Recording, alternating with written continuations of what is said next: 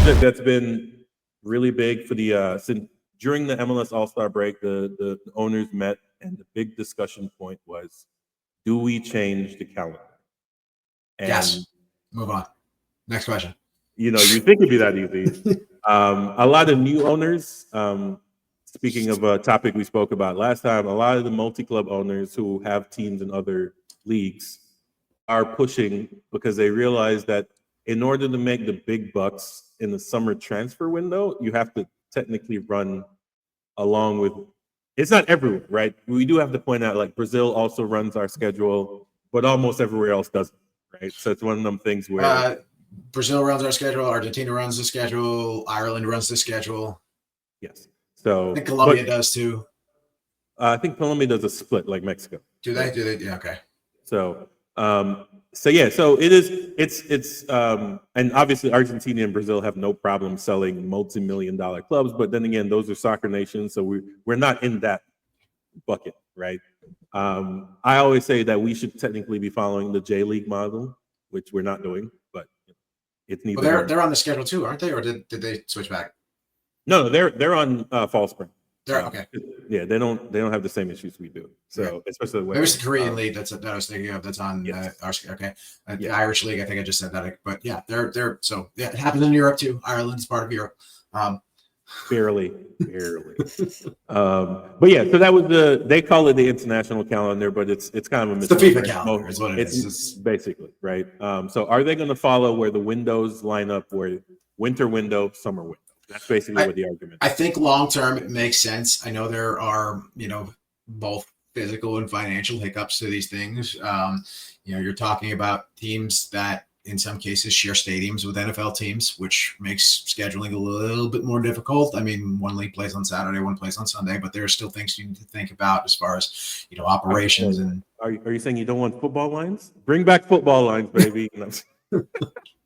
There's things you need to think about operationally. There will be scheduled amendments that need to happen.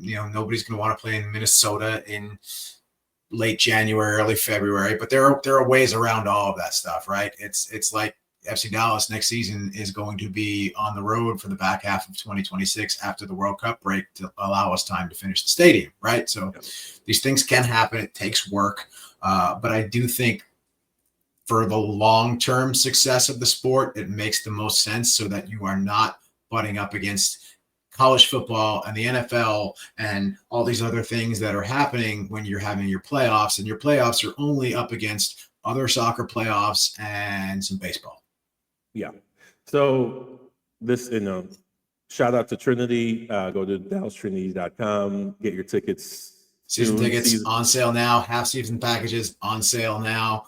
There are game plans where you can buy, I think it's a rent, you can choose the 8 games you want to go to and things like that. So if you don't have tickets to Trinity and you live in Dallas, you're in the Metroplex, go get a ticket to one of these games. It's a lot of fun. Yeah. So the reason I shout that out. So I want to give a couple of examples about why the big hiccup everyone uses as an excuse is weather. As it stands, only 3 teams use venues that they don't control. So Charlotte, Seattle, and San Diego. If am I missing anyone? I think. Are we counting Dallas as controlling the stadium? Yes, we control our. Okay. But yeah, that's debatable, but okay. and then New York City, but they're moving, so that doesn't really count. Yeah, they'll be moving back into a facility that they don't fully control, though. They still play minor league baseball there as well. Favorite though. All right, I've also forgot Atlanta. So those are the teams that do not completely control their stadium because they share their secondary tenants, the NFL. So that would be the issue. You would have to budget in order to paint over the lines every year or every game. Every week. And the other example I'm going to use is that when Toronto was expanding their stadiums, they went on a almost 6-month run of not playing a home game. So obviously it's a thing that we can schedule if need be. The other example I'm going to use is the reason I brought up the Dallas Trinity, DallasTrinity.com for season tickets, is the USL Super League already runs on a fall-spring season with a massive break. It looks like here, basically my birthday actually. So December 20th to the end of January, they take a break. So that's it's a holiday break. They break for Christmas, they break for New Year's, and you really don't even. At least last year, you don't really feel it, right? Because they're gone for really the better part of a month, but you've got 2 holidays in there. You got everybody traveling. You really there's only like really 2 weeks that are not holidays without games, and it's almost completely not noticeable. yeah. So this is why I think the weather thing, because USL Super League has It's totally possible to budget a schedule around this. It's not impossible. The weather is yes, it's a factor, just like sharing stadiums are a factor, just like there are multiple factors into operational issues and things that might come up. Yeah. But to say that it's impossible, it should never be done, is a dumb argument. And it's one thing to say that this might cost too much money or that might be too expensive, but this is clearly possible to do because the USL's made a case here that it's doable, and they're going to do it again this upcoming season and should be successful as well. Yeah, you got to bundle up for a couple of games, but that's how it works in Europe too, right? That's how it works in the rest of the world. But we're already bundling up for games in February here, right? So you start in February where it's cold, and you end in December where it's cold. But somehow you can't play a couple of games in December, take a break, and then play a couple of games in January. And I always think people overestimate how much like cold they really get in their city. Like, listen, there are going to be teams that are going to be affected by the weather. Minnesota is one of them. Yes. Okay. Minnesota has a heated field though, so we can make that. Right, but it's cold to get out there. You run into conditions where you run into times in Minnesota where things just shut down, right? Because there's, the weather is just so bad that people are not going out because you're getting, 60 feet of snow in a weekend, right? I will say, as someone, and you're from New York, as someone who lived in Eden Prairie, Minnesota, they never shut down. They delay. Right, they delay. Right. Yeah. We gonna plow these roads. We gonna be on the road. Yeah. But there are drawbacks to it, right? There are teams that will be affected. Yeah. But I don't think we get bad enough weather between February, the end. If you look at the end of February or mid-February to early November in today's world, the weather is not there. There are no major weather effects, and so if we're pushing it out just another couple of weeks into December, and maybe even you're starting a little bit later, you have that break in there in between. There's maybe 3 or 4 weeks that we really have to concern ourselves with 3 or 4 cities that we need to schedule around. And, Minnesota being one of them, maybe New England might run into some trouble from time to time. Yeah. Maybe, Seattle might see something, but, it doesn't snow up there, up in the Northwest like it does, when you get close to the coast. And it's not really weather is not really a major concern outside of maybe interrupting 5 to 7 games all season. Games, not weeks, games. Yeah. And so the proposal. And is it any worse than the lightning and weather delays that we see here in Dallas and Kansas City and things like that? Is it going to affect the game any more than that does today? Yes.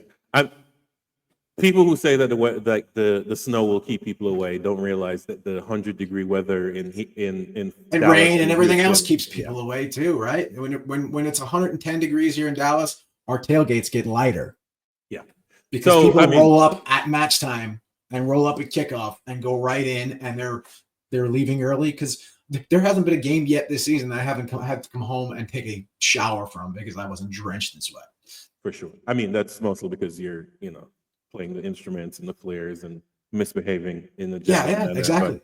But, so these are what that's the fun part. So the people who are against it are pointing out that it would basically line up with the NFL calendar, kind of, sort of. Which I think the NFL owners would love, so they can actually have a off season. The NFL, the crossover owners that own both, they would love a real off season. For sure. So they're saying that we don't want to compete with the NFL because right now we're competing with the NFL play. We're competing with college football playoffs. Yes. So basically, it's who you want to compete with. We would end like this. USL Super League ends in May. So do you want your regular season to not compete with anyone, but your playoff compete with everyone, including baseball, the NFL, college?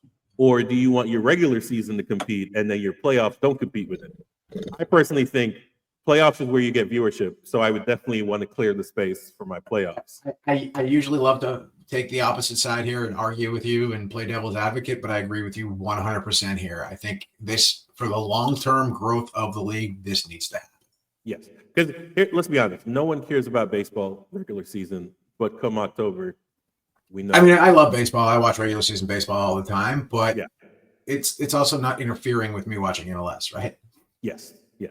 So that's the. So I will say there was a proposal. We'll wrap this up right quick. The proposal that I saw was what they could do is flip the calendar and take a basically 2-month-ish break, not quite 2 months, like a month and a half, and then slot Leagues Cup in the middle where you played in the southern part of the country and in Mexico. Who knew? Yeah, you could actually do that. Imagine that. Play them all at neutral sites, real neutral sites. Yes. As opposed to fake neutral sites like we do today.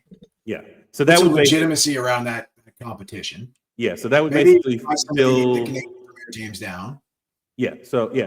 That would say that was the argument, is that we would basically fill the dead space, because I think that's really what they're worried about. They don't want a break in the middle of the season and then people stop caring. So you would fill that space. Do another Messi documentary. It's fine. I mean, he's gone after next year. Well, I think so anyway. But yeah, so Paul documentary. Facts. But yeah, so that was just our opinion on a really hot topic, is whether or not we should change the calendar. And I think both of us, I think Hubert might even agree, is that both of us say that we will. I think if they were going to do it, they should have done it for the World Cup, but they've already said they're not doing it until very early 27. Because I think it would have worked where you would have taken a long break for World Cup and then started the season in, so my proposal when I found out that we were getting the World Cup is that you would end the season, you would end this season 25 in December, then you would move Leagues Cup to next basically March. Your Leagues Cup and your preseason started in like March or April, run that right up to the World Cup, do your World Cup, and then start the season. That would have been absolutely brilliant. You wouldn't have missed a beat. But again, they don't listen to us. Only a couple of really crazy people, especially this late in the pod, do. Yeah, if you've made it this far, God bless. But yeah, that was just our opinion. That was a really hot topic, and I wanted to, catch our thoughts on it. Leave your comments in the comment section. Let us know what you think about it. But yeah, I think that's mostly